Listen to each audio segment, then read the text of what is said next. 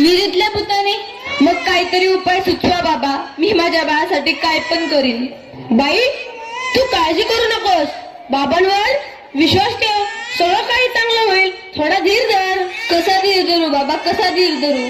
तुला तुझ्या बाळासाठी बळी द्यावा लागेल, म्हणजे तुला एक बकऱ्याचा नैवेद्य द्यावा लागेल. ठीक आहे बाबा, मी माझ्या बाळासाठी वाटते ते करीन, पण माझं बाळ वाचलं पाहिजे. माझ्या बाळाला वाचवा बाबा. बाई, तुला काय करायची गरज नाही, तू फक्त पैसे दे, नैवेद्य आम्ही करू.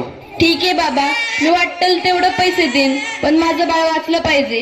हे घे अंगारा, दिवसात न 2 वेळेस लावत जा बाळाला. बाबा की जय हो, बाबा की जय हो. बम बोले, बम बोले.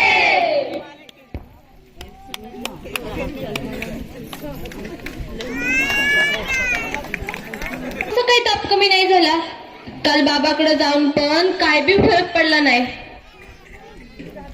अगं किती रडतोय तो, तुला किती वेळा सांगितलंय त्याला दवाखान्यात घेऊन जा म्हणून, पण तू काय माझं ऐकू नकोस. अहो ऐका ना, चिडू नका, जरा बघा ना हातात घेऊन, याचा ताप कायच कमी नाही झाला. जरा बघा ना याला काय झालंय ते. त्यावेळी तुला किती वेळा सांगितलं की घरात प्रसूती करू नकोस म्हणून. अशा वेळी एका आईचं आणि बाळाचं दवाखान्यात असणं किती महत्वाचं असतं माहित आहे का तुला? अहो पण पुरुषाच्या हातून प्रसूती करताना लाज वाटते. कसं वाटतं ते? त्यावेळेस दवाखान्यात कुठल्या महिला डॉक्टर पण नव्हत्या, मी कशी करणार होते प्रसूती?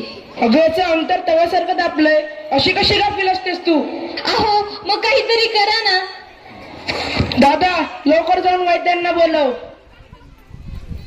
हे काय करतेस तू? मी याला देवाचा अंगारा लावतीये. बस कर सावित्री, हा सर्व अंधविश्वास असतो. अहो जरा विश्वास ठेवा.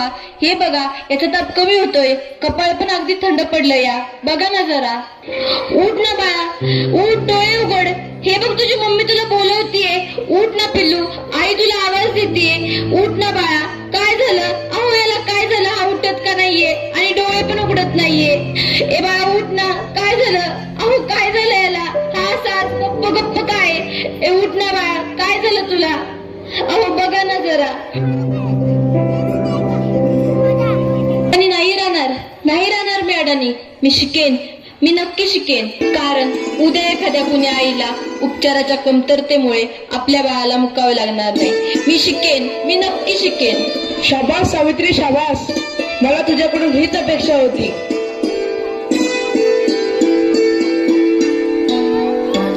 अगं बाई, मला माहितीच नव्हतं सूर्य हा पृथ्वीच्या गोल फिरतो.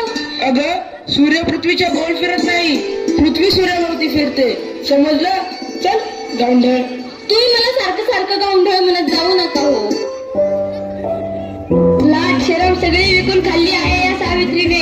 कलियुग आहे रे बाबा, कलियुग. उद्या डोक्यावर मिऱ्या वाटेल, तेव्हा कळेल या सुभद्रावांना. असं कोणी आपल्या बायकोला शिकवतं का? सगळं जग नष्ट होईल. बघत राहा तुम्ही. काय झालं? या समाजाला घाबरलीस की काय? हे तर तुला आयुष्यभर सहन करावं लागणार आहे. नाही, मला आता कोणी काही म्हणू दे, मी आता मागे हटणार नाही. मी शिकेन, मी नक्की शिकेन. मग चल माझ्या बरोबर. पोस्टमॅन, सुमंतरावांचं घर हेच आहे का? तुमची दिल्लीहून तार आलीये. सावित्री, तुला दिल्लीवरून तार आलीये. तुला दिल्लीला जावं लागेल. तुला दिल्लीला पुरस्कारासाठी बोलवलंय. तुझा सत्कार होणार आहे. काय? आज हे फक्त तुमच्यामुळे शक्य झालं, नाहीतर मी एकटी काहीच करू शकले नसते. Congratulations, keep it up. महिलांचा सन्मान वाढवला तुम्ही. आज माझ्या हातात ही डॉक्टरकीची पदवी नसून उद्याच्या त्या सोनेरी क्षणाची चावी आहे, ज्याच्यावर आजपर्यंत फक्त अंधविश्वास व नकारात्मकतेचे कुलूप लागले.